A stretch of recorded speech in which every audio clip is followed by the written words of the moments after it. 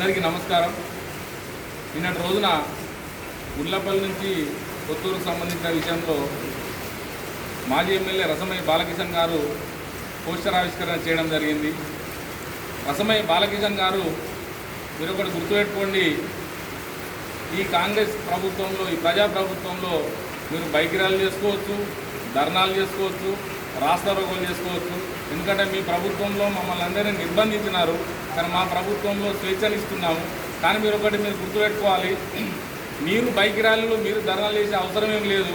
మీకన్నా ముందే మా గన్నేరువరం మండలానికి సంబంధించి అన్ని ఊర్లకు సంబంధించిన కాంగ్రెస్ నాయకులను పిలిచి మా కవంపల్లి గారు ఆల్రెడీ 10 రోజుల ముందే పిలిచి మీటింగ్ పెట్టడం జరిగింది. వాళ్ళందరినీ నిన్నటి రోజున బట్టి గారి దగ్గర తీసుకుపోయి బట్టి గారితో హామీ ఇప్పించడం జరిగింది. ఆల్రెడీ పనులు కూడా స్టార్ట్ అయినాయి. రసమయ్య గారు, మీరు ఒక్కటే గుర్తుపెట్టుకోండి, రోడ్డు కమిషనర్ నారాయణ అని చెప్పి మా కవంపల్లి సత్యనారాయణ గారు మీరు సంబోధించడం జరిగింది.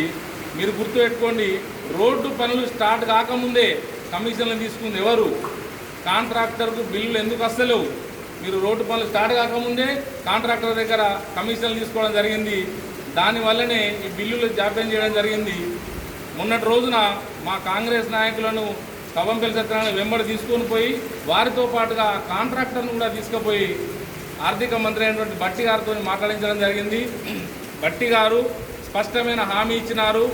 దాని ఫలితమే నేడు గుండపల్లి నుంచి పుత్తూరు వరకు ఆల్రెడీ వర్క్ కూడా స్టార్ట్ చేయడం జరిగింది.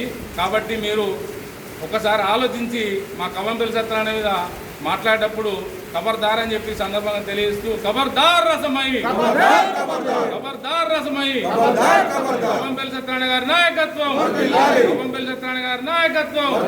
జై కవంపల్లి, జై కవంపల్లి.